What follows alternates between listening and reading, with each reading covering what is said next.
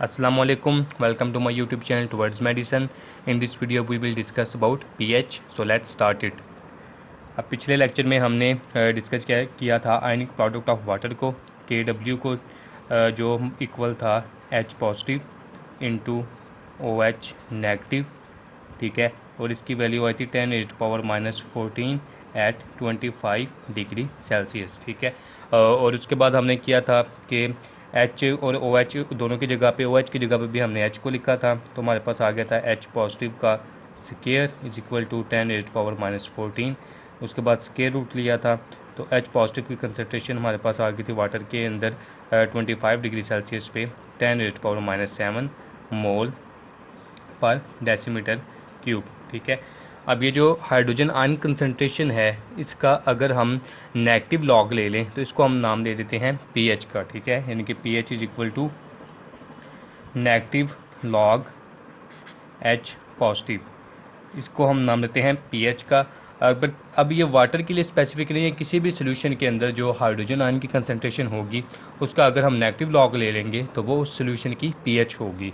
तो यहाँ पे वाटर की हम बात कर रहे हैं, वाटर की 25 डिग्री सेल्सियस पे वाटर के अंदर हाइड्रोजन आयन कंसनट्रेशन है 10⁻⁷, तो इसके हम नेगेटिव लॉग लेते हैं, तो इधर हम पुट कर देते हैं 10⁻⁷, ठीक है। अब लॉग में जो पावर होती है वो स्टार्ट पे आ जाती है, तो माइनस इंटू -7, उसके बाद आ जाएगा log 10, तो log 10 होता है 1 के इक्वल, तो ये हो जाएगा 7 नेगेटिव नेगेटिव पॉजिटिव 7 और इंटू 1 इज इक्वल 7। तो पीएच वाटर की 25 डिग्री सेल्सियस पे कितनी होती है, 7 होती है। इसी तरह POH वाटर की अगर हम निकालना चाहें तो इधर से POH भी हम निकाल सकते हैं। POH जिस तरह pH इज इक्वल है -log H पॉजिटिव के, इसी तरह POH है नेगेटिव लॉग OH नेगेटिव के, ठीक है। यहाँ पे अब OH की कंसनट्रेशन पुट करते हैं तो वो भी है 10⁻⁻7, उसकी पावर भी स्टार्ट में आ जाएगी -7 इंटू log 10। log 10 की वैल्यू 1 होती है, तो ये अगेन 7 आ जाएगी हमारे पास POH। तो वाटर की pH भी 7 है और POH भी 7 है, तो दोनों का सम अप कर लें, pH plus POH is equal to 7 + 7 is equal 14। This is the condition at 25 degree Celsius with water, ठीक है। अब पीएच के यूजेस क्या हैं कि पीएच की मदद से हम बताते हैं कि कोई सोल्यूशन एसिडिक है या बेसिक है। जो pH 7 वाला सोल्यूशन होगा, pH इज इक्वल टू 7, वो सोल्यूशन न्यूट्रल होगा, ना तो वो एसिडिक है और ना ही वो बेसिक है। अब pH अगर लेस देन 7 है, ठीक है, तो इस केस में सोल्यूशन एसिडिक होगा, और अगर pH जो है वो ग्रेटर देन 7 है तो फिर सोल्यूशन बेसिक होगा। तो किसी सोल्यूशन का एसिडिक या बेसिक होना हम pH के ज़रिए बता सकते हैं।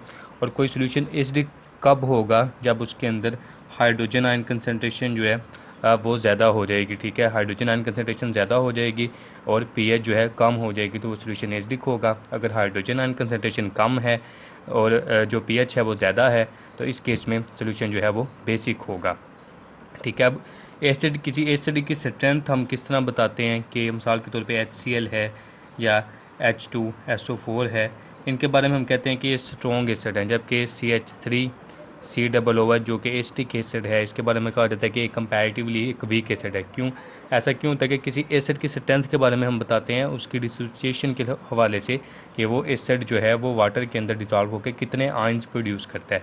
HCl और H2SO4 जो हैं वाटर के अंदर डिसॉल्व कर हों तो ये ज़्यादा आयंस प्रोड्यूस करते हैं। मिसाल के तौर पे अगर हम 10 मॉलिक्यूल्स HCl के वाटर के अंदर ऐड करते हैं और ये सपोज़ कि ये 10H पॉजिटिव आयंस देता है, तो इसके मुकाबले में हम 10 मॉलिक्यूल CH3COOH के ऐड करते हैं, लेकिन वो 7H पॉजिटिव आयन देता है, जबकि 3 मॉलिक्यूल उसके जो हैं वो अनडिसोसिएटेड रह जाते हैं। तो इस केस में HCl जो है वो स्ट्रॉन्ग एसिड है और CH3COOH जो है वीक एसिड है, ठीक है।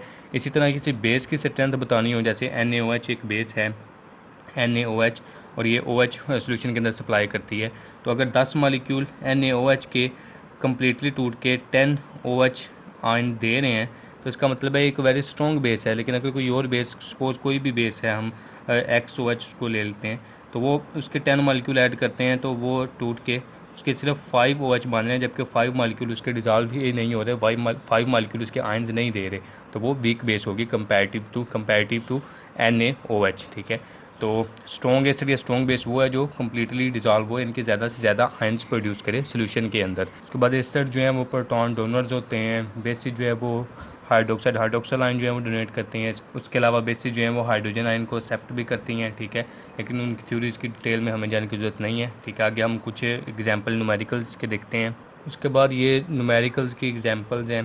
ठीक है, बुक में इनको जस्ट अंडरस्टैंड कर लेना कि हाइड्रोजन आयन की कंसनट्रेशन उन्होंने दी हुई है, तो इसकी पीएच क्या होगी। तो सिंपल है कि पीएच जो है वो नेगेटिव लॉग H पॉजिटिव है, तो इसका नेगेटिव लॉग ले लेना हमने, नेगेटिव लॉग इंटू 3.2 मल्टीप्लाई 10⁻⁴। तो अब क्या होगा कि जो वैल्यूज़ जो हैं जो मल्टीप्लाई हो रही हैं वो ऐड अप हो जाएंगी। तो ये इस तरह हो जाएगा कि माइनस लॉग 3.2 प्लस इंटू आगे आ जाएगा नेगेटिव लॉग 10⁻⁴।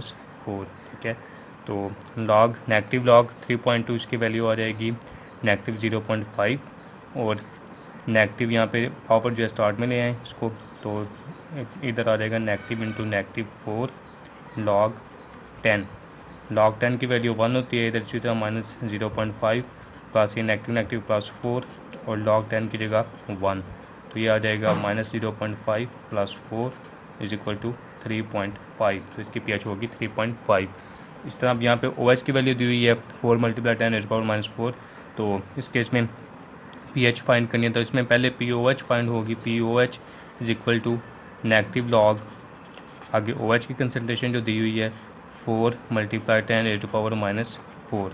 तो यहाँ पे नेगेटिव लॉग 4, क्योंकि आगे ज़रब के अंदर जो लॉग की वैल्यूज़ हैं जमा हो जाती हैं, तो plus log into negative log into 10⁻⁴। तो नेगेटिव लॉग 4 ले लें, तो इसकी वैल्यू आ जाती है negative 0.6 plus into negative power start में -4 लॉग 10, तो ये हो जाएगा -0.6 प्लस इंटू माइनस माइनस ये भी +4 हो गया, और लॉग 10 इंटू 1, तो ये आ जाएगी 3.4। ठीक है, ये 3.4 क्या आई है, 3.4 इसकी POH आई है। तो pH किस तरह हम निकालेंगे, pH हमने पढ़ा था कि pH प्लस POH इनका सम बराबर होता है 14 के। तो यहाँ पे POH हमारे पास आ चुकी है, pH plus 3.4 is equal to 14।